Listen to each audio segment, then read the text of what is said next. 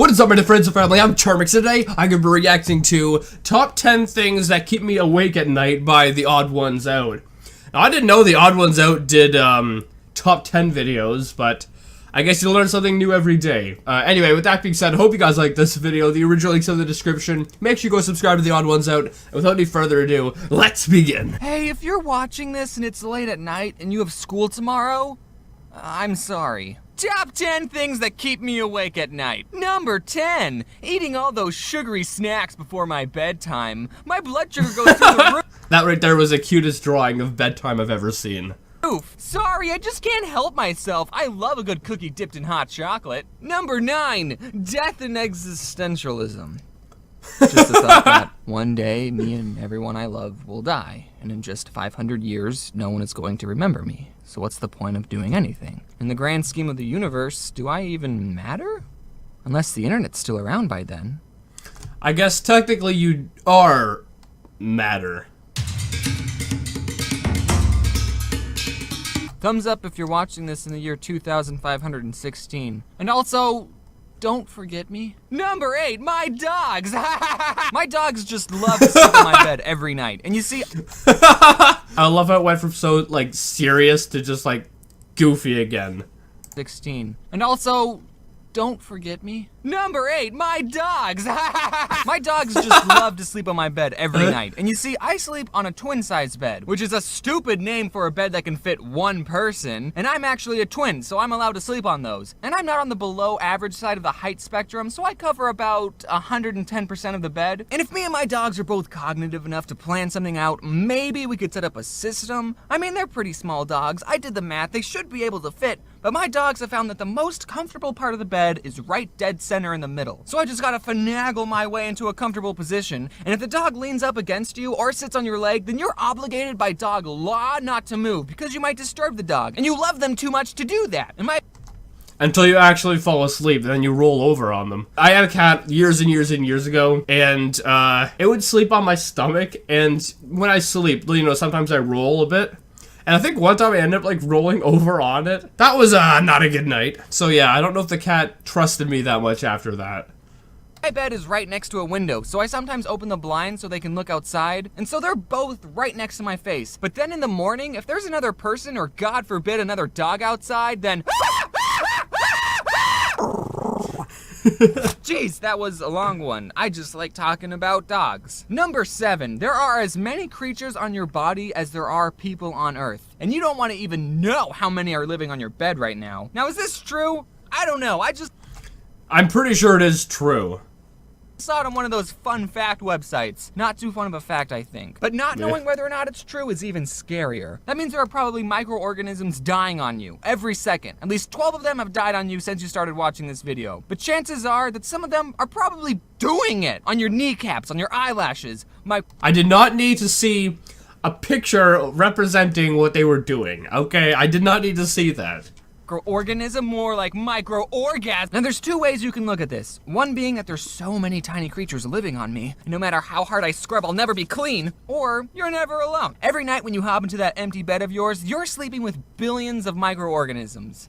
You slut. Number 6, they never caught the Zodiac Killer. I know he was around in the 70s, but if he was in his 20s and the 70s, that means he's only in his late 60s, early 70s right now.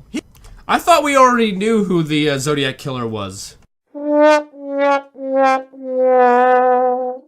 He can still be out there. Who knows what he could be doing? Maybe even failing at running for president. No! Really? Really? I just made that joke.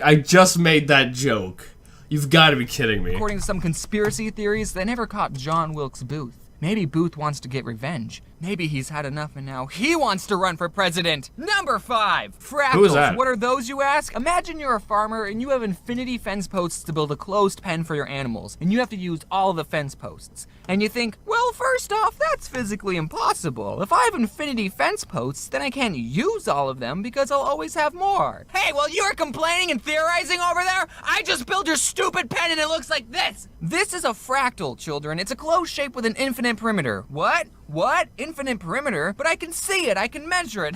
Oh no, shut up. You're not looking close enough. Let's zoom in. Basically, you can zoom up on this pattern forever. That's just what a fractal is. So since no matter how much you zoom up on this shape, it will always repeat itself. The perimeter of this shape, or the fence you use to make it, is infinite. It's a closed shape with an infinite perimeter. Is the area of this shape infinite too? That's actually awesome. I never knew that. I don't know, ask Vsauce. Doesn't that blow your mind? Number 4, barcode scanners scan the white spaces in the barcode, not the black spaces. Yeah, I learned, that around, I want to say a couple years ago, which, that doesn't keep me up at night, but I always thought, they were scanning the black parts. Number 3, looking on my phone for hours before I go to bed. How many times do you tell your friends over Skype, all right, I'm going to bed now, and then you go to your bed and you pull out your phone and mess around with it for an hour? And I've heard some studies saying, oh, looking at computer screens all day makes it harder for you to sleep. Now that is debatable, because I'm on the computer for a big chunk of the day, and I sleep just fine. I don't sleep enough, but when I'm sleeping, I sleep just fine. Which is probably true. Why do I go on my phone every night? And the sad thing is I usually stop looking at my phone because my battery is going to die. I have a problem. No. You have a problem? When I'm in my bed, I normally use my phone and I have it charging. That way the battery never dies. Number 2, the universe is huge. Whoa, do you realize how big space is? Man, we are just a speck in the grand scheme of things. This is kind of getting back to my point that nothing really matters. Did you know that scientists have found a black hole that's 12 billion times larger than the sun? That black hole is about 1,800 light years long. You probably could have lived your whole lives without knowing that. I'm sorry. Before we get to number 1, here are some honorable mentions. Alright, honorable mentions.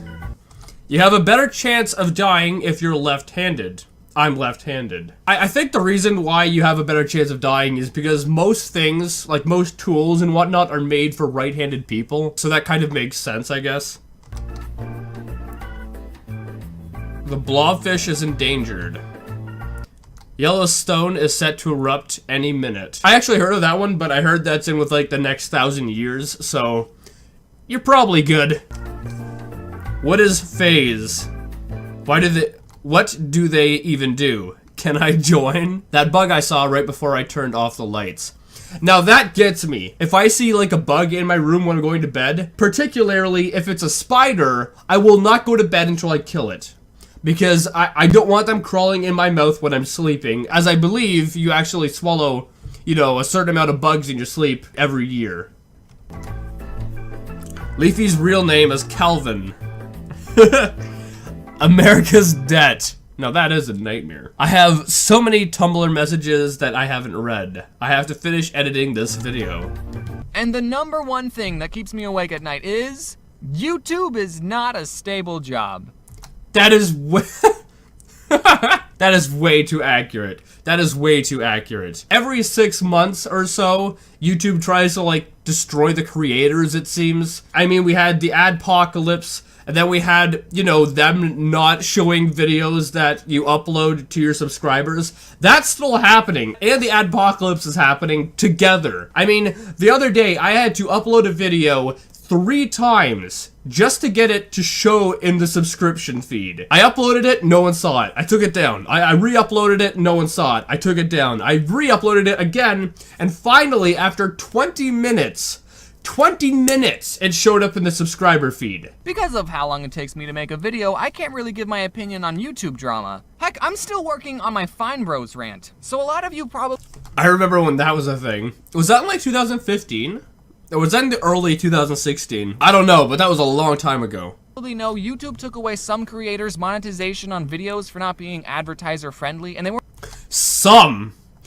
I would say 90% of the videos I upload get non-advertiser friendly. And I don't know why. I don't curse. I don't curse in them. I don't say bad words. They still say, oh, it's non-advertiser friendly. I don't know why. I mean, the good thing is I live in my parents' house, so I still have to pay rent, which sucks because I live at home. Why are you charging me rent, Mom? But nonetheless, my rent's not actually moving out on my own. And I don't have to buy my own food because my parents buy it for me. So although, if I'm barely getting by on YouTube, I don't have to worry as much because my rent's not crazy expensive. They weren't even telling them about it. Now I'm a pretty innocent PG-rated channel, so I didn't get affected by this new change at all.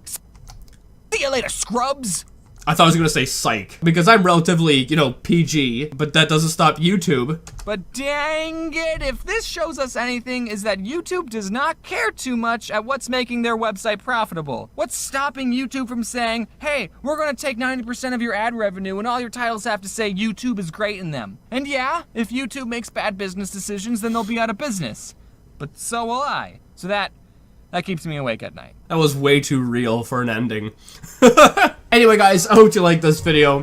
This is pretty funny, and I hope you did like it. If you did, make sure you give it a thumbs up, possibly share with a friend. If you're new, hit subscribe and join the family today, and also make sure you go subscribe to the Odd Ones Out. Without any further ado, let's begin. I'm losing my mind. That being said, I'll see you guys next time. Boop.